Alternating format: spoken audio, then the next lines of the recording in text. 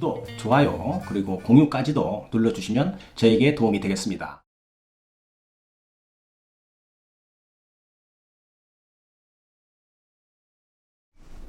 안녕하십니까. 언제나 그 새로운 소식, 유익한 정보, 그리고 확실한 결론까지로 교통사고 피해자에게 도움드리는 육장TV입니다.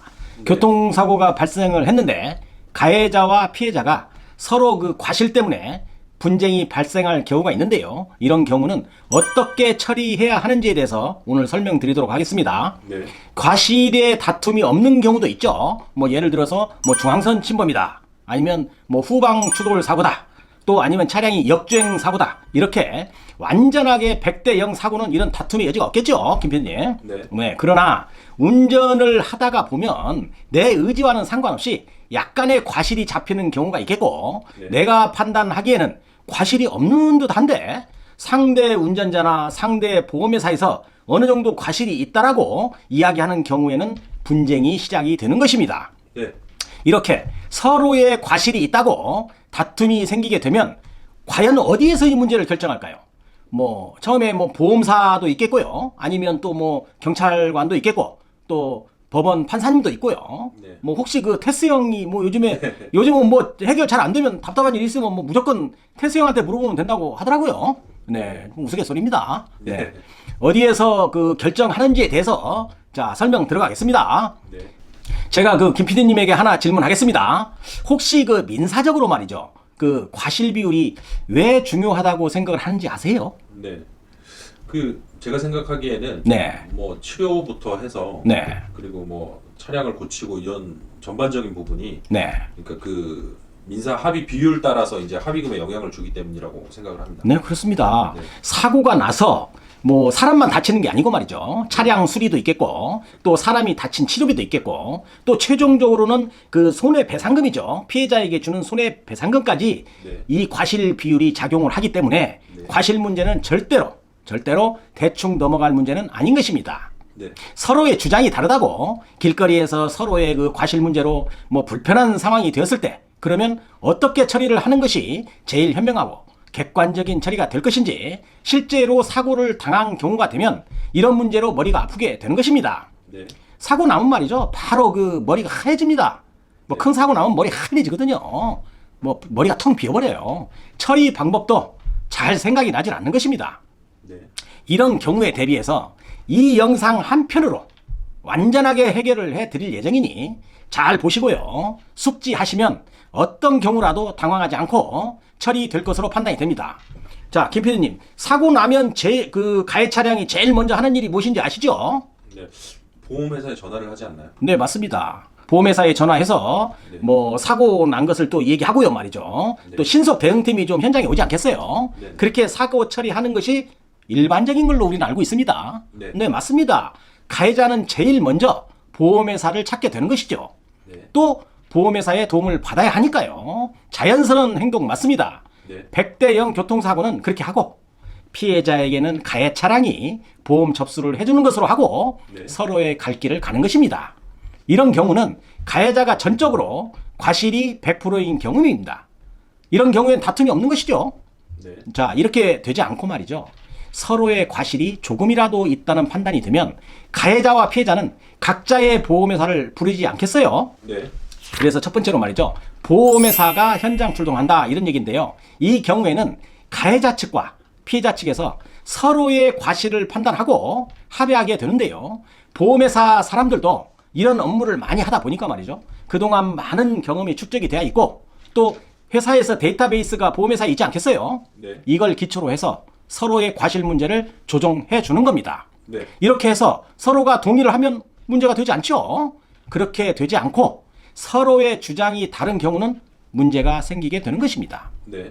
가해자와 피해자가 보험회사의 과실 조율에도 어느 한쪽이라도 과실에 대한 불만이 있다면 그 다음에는 뭐 경찰서를 찾지 않겠어요?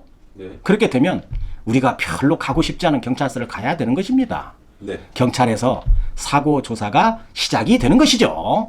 자, 두 번째입니다. 경찰서 사고 조사인데요. 경찰서 사고 조사는 어디에서 하는 것인지 김 PD님도 잘 아시죠? 네.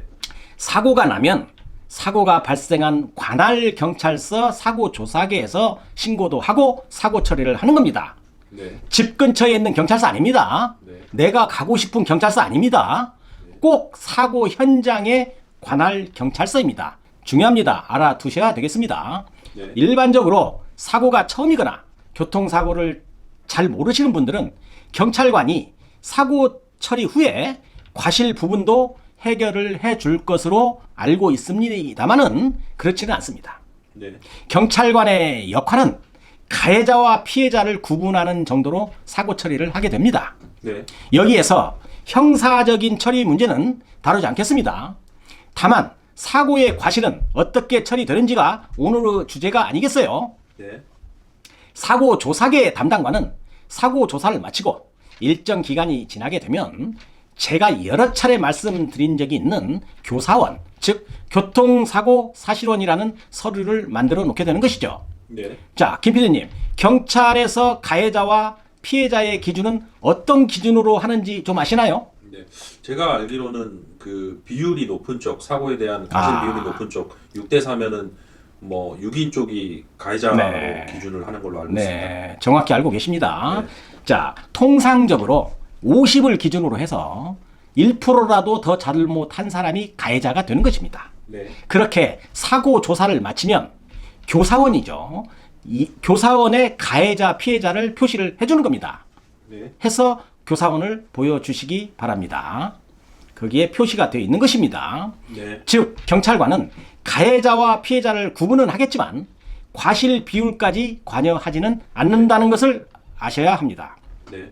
아, 김 PD님, 한 가지 구독자님들과 시청자분들에게 제가 꼭 알려드리고 싶은 이야기가 있는데, 뭐 할까요? 하지 말까요? 네?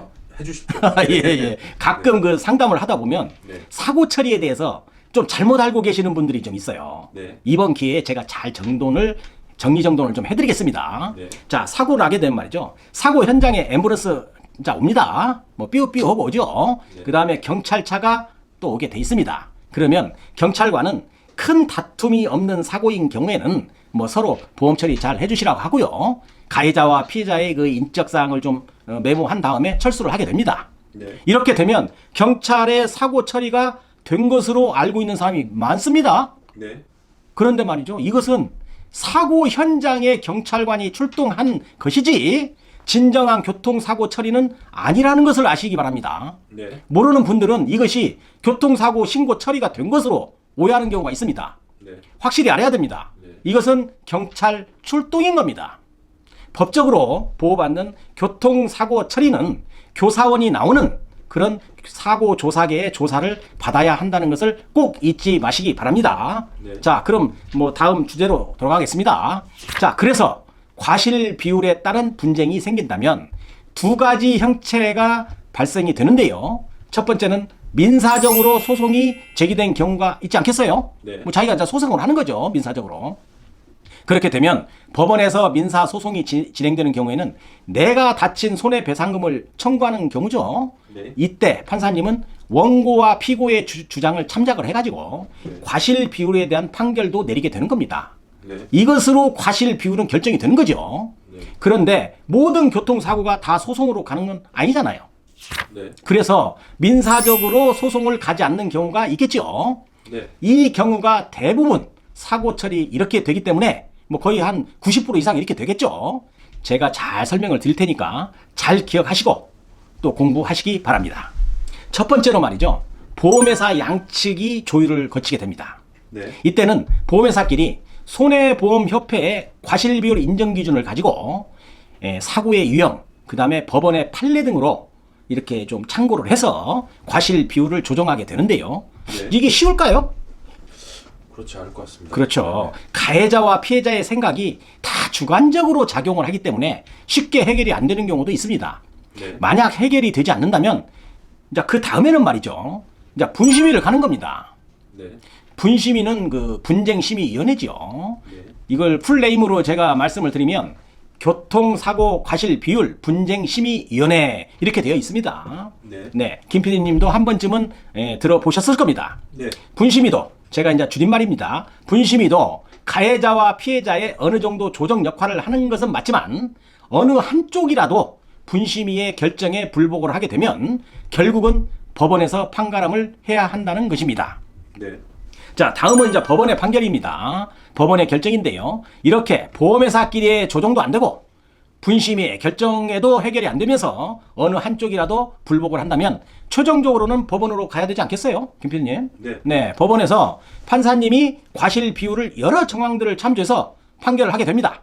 1심에서 승복하지 않으면 또 2심, 항소심 갈 수도 있고요. 네. 또 간혹입니다만은 뭐 상고하는 경우도 있긴 있습니다. 네. 매우 드문 일이죠. 네, 오늘 저 결론을 이제 들어가겠습니다. 네. 사람이 사는 사회는 상식을 벗어나서 아주 주관적인 주장을 하는 사람도 많습니다. 네. 특히 이해관계가 걸려있는 교통사고의 과실 비율은 더욱 예민해질 수밖에 없는 것이죠. 네. 그래서 그동안 수많은 상담을 해오면서 그중에서도 많은 비중을 차지하는 과실 문제 처리에 대해서 오늘은 알아보는 시간을 갖게 된 것입니다. 네. 김 PD님, 이 정도면 뭐 과실 비율은 뭐 이렇게 정리되는구나 하고 알 수가 있겠죠? 네. 과실 비율이 뭐 답답하다고 뭐 태스 형한테 물어보는 게 아니라는 것도 아셨을 테고요, 말이죠. 네. 태스 형한테 물어보면 안 됩니다. 네. 상담자들이 가끔 문의하는 것 중에 말이죠. 과실 그 소송 비용에 대해서 질문을 하는데요. 그 비용은 보험회사에서 부담하는 겁니다. 네. 그 절대 그 가해자, 피해자 이렇게 돈 들어가는 거 아니거든요. 네. 그렇게 아시기 바랍니다. 어때요, 김 PD님? 제가 이 정도로 설명을 드렸으니 당황하지 마시고 사고가 나면 과실 문제로 다툼이 있다고 한다면 이 영상대로 차분히 대응을 해서 나의 소중한 권리를 지키는데 도움이 되시기를 바라면서 오늘 영상을 마치도록 하겠습니다. 네. 다음 영상에서도 더 좋은 콘텐츠로 찾아뵙도록 하겠습니다. 시청해 주셔서 감사합니다.